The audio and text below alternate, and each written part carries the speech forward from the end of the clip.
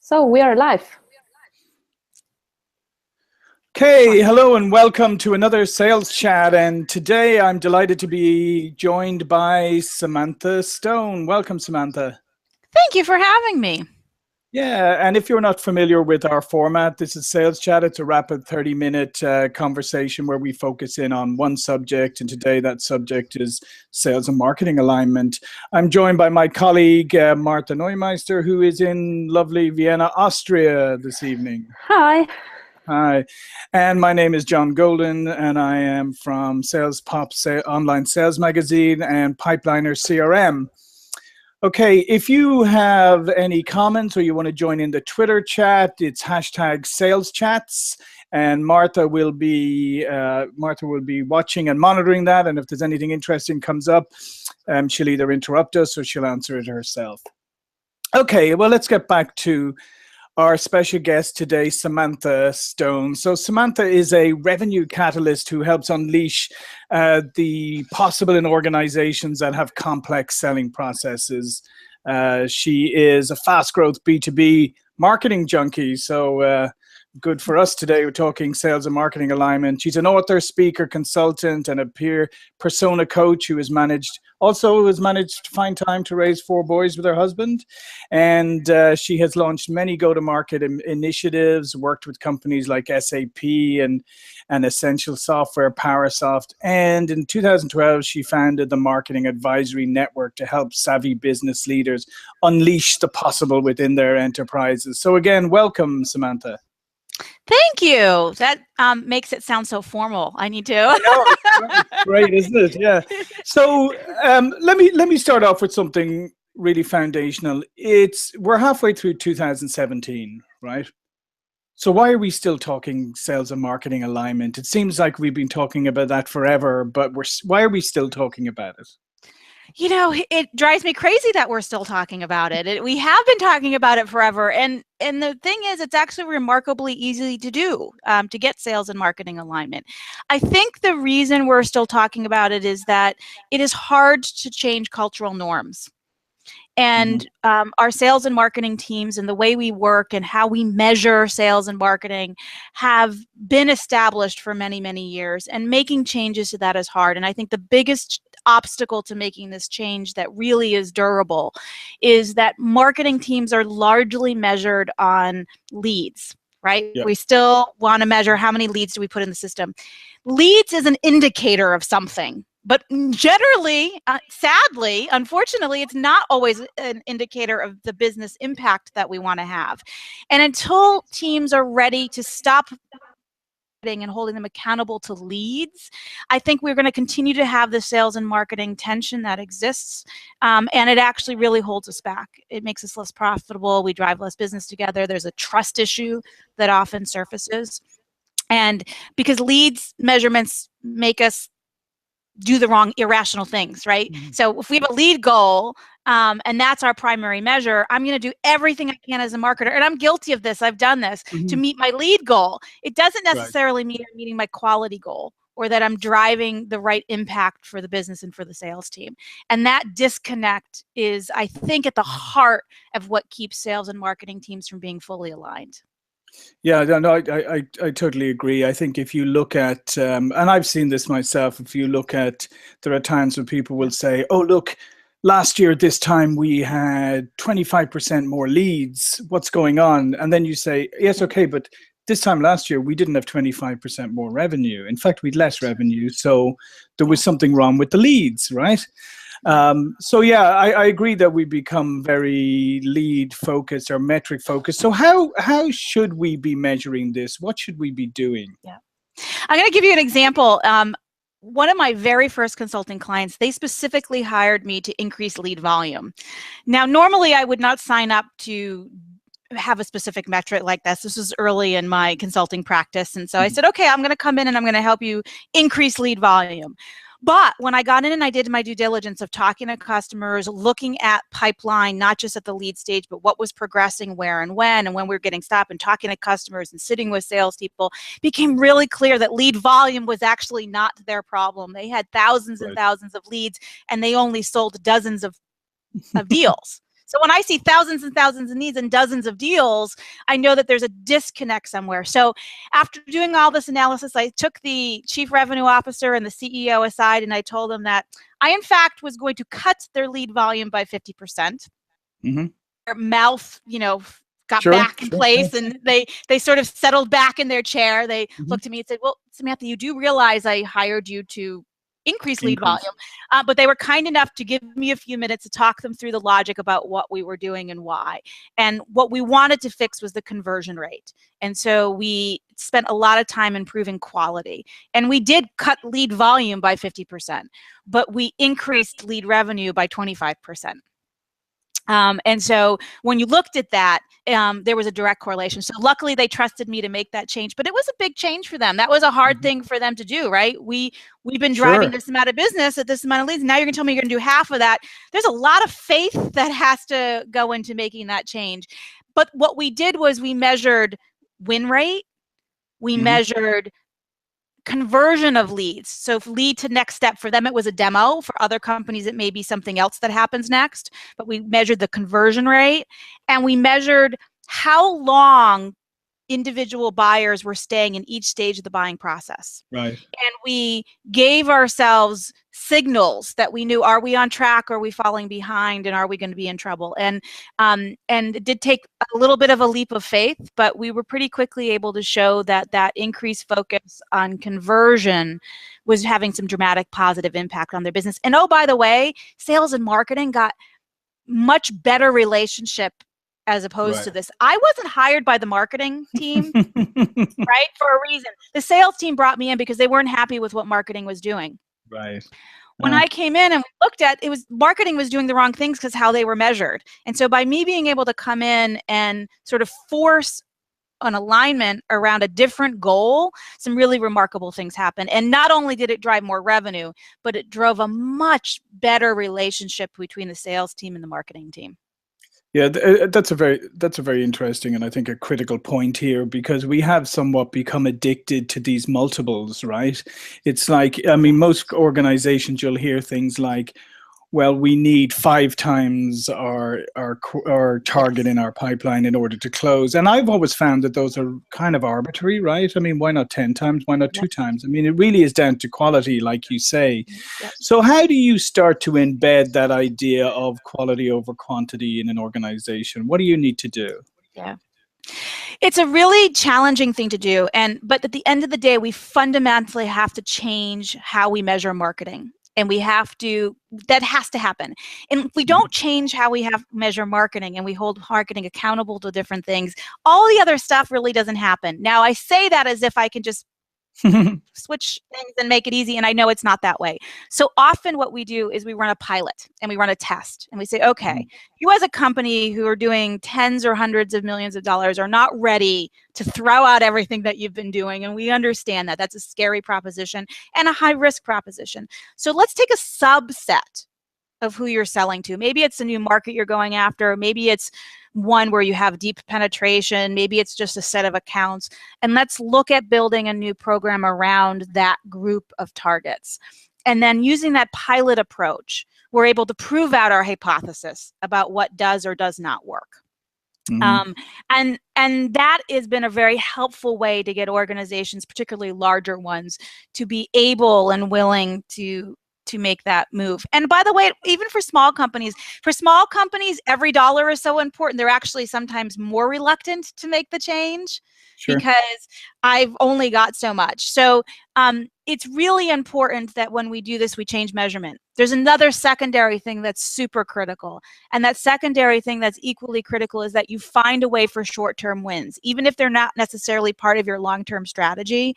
During a transition period, you have to do some things that are going to have immediate positive impact. So even though we may be testing for lead to demo conversion, we ran some programs that were about proposal to win rate conversions at the same time, because we wanted to make sure that we were able to have, if revenue took a dip down because we were changing something in one part of this process, we wanted to make sure revenue was going to go up in another.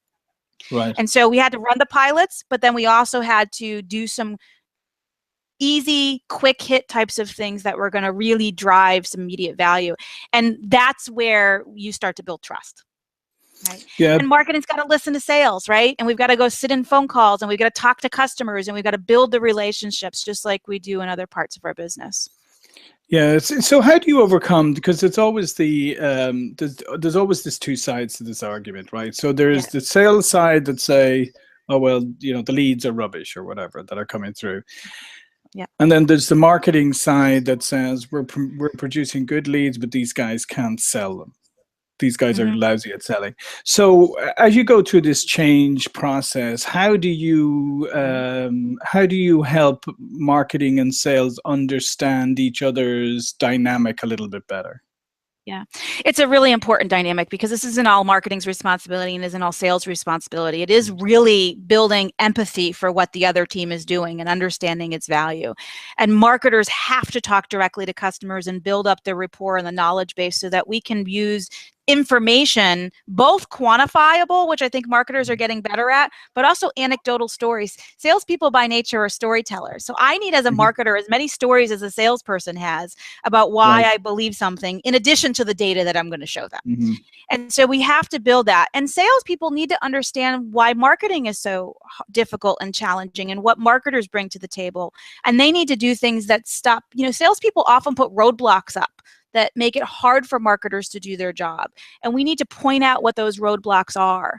And one of the most effective things that I've done in work for organizations is something that's very unsexy. It's the most boring thing on the planet, but it actually works, which is to create service level agreements internally between sales and marketing. Written down agreements beyond just a lead score, but salespeople are going to set up, agree to respond to leads in a certain amount of time.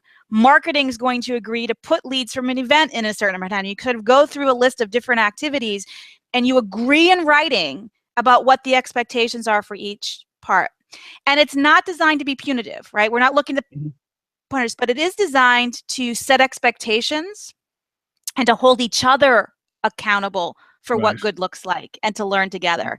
And so that's really, to me, that's those SLAs, as uninteresting as they sound, have actually made a really big difference in the organizations that I've worked with. Do you think that another issue probably that you found in organizations, because as I was going through your bio, obviously you've done a lot of work on personas, right? And is another issue that either marketing or sales, or sometimes both, don't really have a good handle on who their target buyer is? Oh, yes. So there's so many organizations that target buyers, whoever's willing to talk to me today, right? Right? They have some general sense. That's an exaggeration, of course. Sure. But we have some general sense of what industry they belong to, the size of the company that they are, geographically where they're located. We may even have some sense about the title of the people that we focus on, and that's where it ends. But the reality is that there's so much that goes into the psychology of individual buyers and the context of the organization that they work in and their motivators and fears, that when we don't understand that intimately, it challenges and creates tension between both sales and marketing. Salespeople waste time chasing things that they shouldn't be chasing. Marketing people throw stuff over that's not a good fit for us because whatever the technology infrastructure, whatever the reasons are. And so we've got to get better by deeply understanding it. And that means not just interviewing salespeople. I love salespeople. I was a former salesperson. That's where I started my career. But marketers need to understand buyers and can get things out of buyers outside the context of our particular product or service. And that is something that we have to be able to stand up, and we have to be willing to invest the time and the research to do. And that means data analysis, and it means qualitative analysis. It means doing win-loss calls. It means doing persona interviews. It means digging deeply into case studies outside of just a surface, what did our technology do for you, right? And we really need to spend the time to do that kind of work because the end result of that is if we better understand buyers, both teams can serve that buyer much more effectively. Yeah, absolutely. I mean, here's another question. So we've heard a lot over the last few years, and it's become all about inbound marketing, right? So it's all about inbound marketing. And And to some degree, I mean, we certainly ourselves have seen, and I've seen talking to other companies that that has caused some issues in a way that, you know, there's a lot of salespeople now expect everything to be fed to them, right? And so, you know, outbound or prospecting activity has fallen off because people have believed that it's kind of an all or nothing. What's your take on that? Because that puts that kind of changes the dynamic and it pushes everything back on marketing, right? If you're going to have an inbound only strategy, and it also then perhaps makes salespeople overly reliant on waiting for stuff to be brought to them. It's very funny that you should say that. This last few months in particular, I've had more people come to me and say, our outbound's dead and we need an outbound strategy to our inbound isn't working. So first of all, let me say, I think inbound as a philosophy is served us well, which is to help find information and recognize when they want to engage with us. That part of inbound is correct. But it went to the extreme where it became a dirty, ugly thing for us to do any kind of outbound prospecting activity. Right. And we swung the pendulum too far. And I think it has hurt us because there are many ways, even the inbound companies who have sort of generate this, they have outbound things that they do. And but what happens is people hear these terms, they read the books, they see pieces of it, and they don't recognize the context by which it sits. So for me personally, and all the companies that I've seen be most successful have a healthy integrated marketing program that is a combination of inbound and outbound tactics that teaches empathy for salespeople, right? So it's not about, I want to make the most million phone calls, but we need to make phone calls. What are the smart phone calls to make? What do we say on those phone calls that are going to be helpful as opposed to pushy? How do we add value to the people that we call on an outbound basis? And we as marketers have to arm the sales team, whether they're following up on a lead that we generated or whether they're finding relationships through referrals and their own work. How do we make sure that they have a positive experience in doing that and are efficient in doing that? So I'm with you. A pure model of 100% generally limits what an organization can do, right? It's difficult to be strategic and take a specific market segment if I'm 100% dependent on inbound, right? I'm only then finding the people who are actively looking. I want to find those people, but I also want to encourage those people who might not be looking, right, to understand at least what's out there. And to start thinking about how to solve challenges. No, I agree completely. I think it's an integrated model always. I think that we've seen too many examples in the past of where everybody, you know, where people throw out the old everything, like they throw out the baby with the bathwater, right? None of the old rules apply. Instead of saying, well, actually, some of the old rules don't apply. Some of them still apply. Some of them actually apply more than ever. And then this new stuff absolutely applies. And then, you know, it becomes a mixture going forward. And you know what? We sometimes make this way more complicated than it needs to be because we have these marketing automation technologies that let us do propensity scoring and complex ways of looking at things. Those things are good, but they require a certain level of volume of insight to be useful. Sometimes we just got to go back to basics, and we have to remember that there's a balance between the data that we're looking at and how we're looking at it, and trusting our gut instincts and having good conversations and learning from those experiences. So we've got to be able to find both the art and the science of marketing. And I personally believe we went a little too far to the science of marketing and we lost sight of the art. And the art and science of both sales and marketing is critical. I don't see that ever going away. We sell to humans, and until we sell only to computers, the need to do these things isn't going to go away. Yeah. Well, I always thought that there was a little bit of a contradiction or a paradox, because people love to throw around the term over the last number of years of like, it's not B2C, it's not B2B, it's human to human, right? Yeah. And yet the process became more and more dehumanized and more automated and more, you know, as you say, focused on science. And for me, absolutely moving in the opposite way to human. So it was a nice term to throw around, but the reality was very different. So I agree with you. We have to strike that balance and get back to realizing that at the end of the day, you know, we're selling and marketing, you know, to people. And that no tool is going to substitute for the nuances that we hopefully can bring to the table. Yeah. Yeah. To me, technology can be a human enabler, right? So when somebody comes to my website, for example, and they're not interacting with me, technology can let me be more personal to them because it can look at everything. When I'm in when we get a phone call and we're having a conversation with us, technology can help arm the person with that phone call to have a really great conversation that's meaningful and impactful. So to me, technology is enabling a whole lot of being human, but we're actually not implementing that way today. We're mostly being pretty blind about how we progress things forward, and we have an opportunity to change that. And I think we're finding this resurgence of interest in outbound is a reaction to this need to use technology, but to use it in a way to not lose those interactions, but to improve the interactions. Yeah, and I think that's the key point, as you say. I mean, it's the technologies are fantastic with giving you a lot of insights, but how you use and interpret those insights, that's the key piece, and the technology is not going to really do that for you.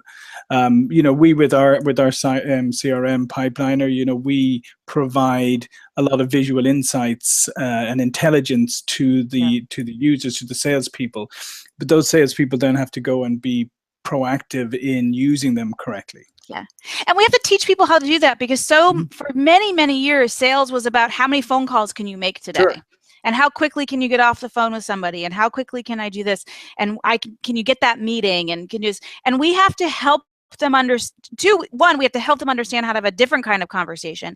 And two, we have to give them reasons to have different conversations. We have to give them content and events and information and research and all the things that we do, so that that salesperson has something useful to add, other than just talking about your favorite football team. It's great to talk about my favorite football team. I like that. But it's probably not going to get me more than like a 30-second conversation with someone, right? We've got to get to what's meaningful for me as a buyer and as a person who's consuming information. So let's talk a little bit about the lines between sales and marketing blurring, right? Because that's another topic that we've talked a lot about over the last few years. So what have you seen about how those lines are blurring, and maybe how that plays out, and maybe some of the things that marketers have to do now that maybe they used to have to do, and vice versa with sales?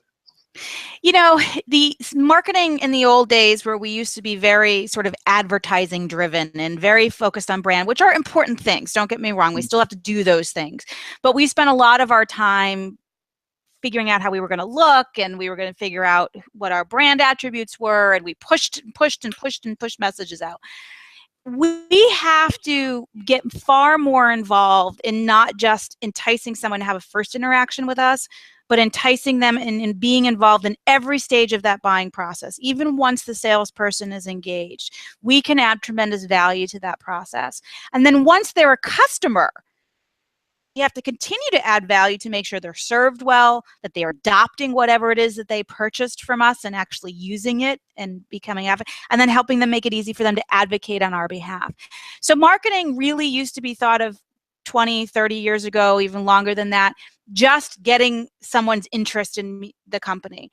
That's no longer sufficient. We still have to do that, but we have to help those relationships all the way through. And that means we have to work with salespeople side by side. The best marketers that I know sit with salespeople. They go on sales calls. They talk to buyers. They're heavily involved. They're knowledgeable about the product or service that they're offering, as maybe not in the same way a salesperson is, but they understand the value proposition deeply, and they're experts on their buyers. They understand their buyers deeply, not just in the context of their product or service, but in what they do for work and what makes them tick and how they're motivated.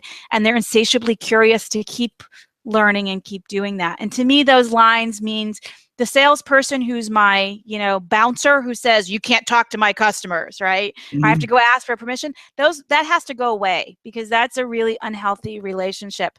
But then if we get past that, marketers have to turn that knowledge that we're gaining into useful things that the sales team can use and be more effective building the relationships with the buyer. And not just sales, right? With the customer support and service people who service those customers and bring them on board.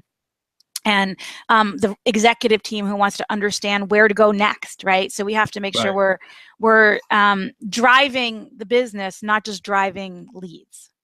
Hmm. So, just some practical advice before we finish up today. If somebody is watching or listening in today or watch the recording, and they think, okay, I need to get sales and marketing aligned, what are some practical kind of first steps you would advise them to take?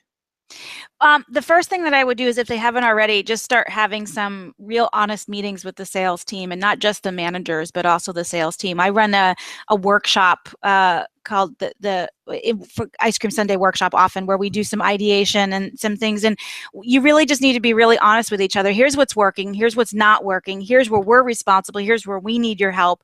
And you need to start having that.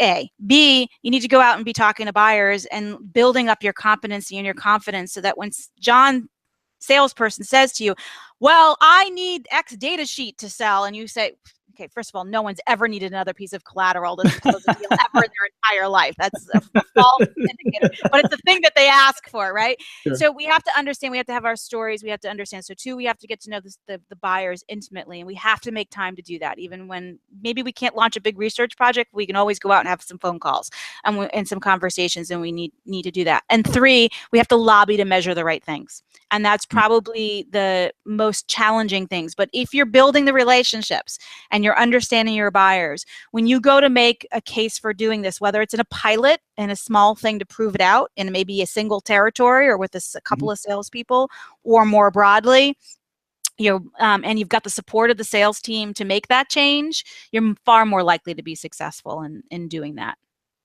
Yeah, that's fantastic. Okay, we're bumping up against time here. What I always like to do at the end is ask our guests to give us your power tips. So, what is the one thing that you do every day to set yourself up for success?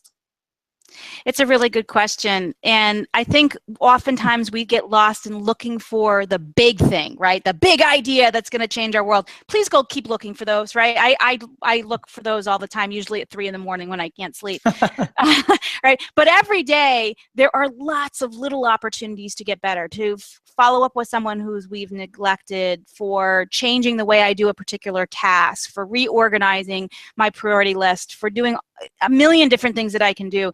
And I believe, and I've experienced, that all those little changes actually end up being the big impact, far more than that single big idea that we're always chasing after. And so for me, success every day is looking for opportunities to say yes to something that I haven't said yes to before, doing something in a new way, talking to someone that I haven't before. And so we have to find those yes-opportunities, is what I like to call them, right? These opportunities, right, that we can do little things. We have an amazing amount that's in our control, yet we spend most of our time trying to make big changes. And those big changes we should keep doing, but there's a lot that every single person in the company can do starting immediately every day. And if you wake up every day and think about what's the little thing that I'm going to do differently today than I did yesterday or last week, to me, that's what's helped my business grow. That's helped what makes me successful. It's where I've seen organizations have great success. That's fantastic. Okay, Samantha, so tell the viewers, listeners, how they can contact you, find out more about you. Yeah, thank you. You can follow me on Twitter at Samantha Stone. You can find me on LinkedIn, of course. I'm there, as you would expect, and spend a lot of time there. Also, if you're interested in more about sort of there's a blog and some great free tools and information about a book I've written called Unleash Possible. It's a marketing playbook that drives sales, and you can find more about that book at unleashpossible.com. And I encourage people to go check it out. There's tons of free tools on there as well, and free articles that people can use. And please do and share feedback and ask questions. I always love to help and meet new folks. Great. Listen, Samantha, this has been fantastic. It's been a fascinating conversation, so thank you. And Martha in Vienna, thank you for keeping everything running smoothly. Welcome. Okay, well, thank you, everybody. Again, my name is John Golden from SalesPOP Online Sales Magazine. That's salespop.pipelinersales.com and Pipeliner CRM. And we'll see you for another sales chat very soon. So thank you, everybody, and goodbye.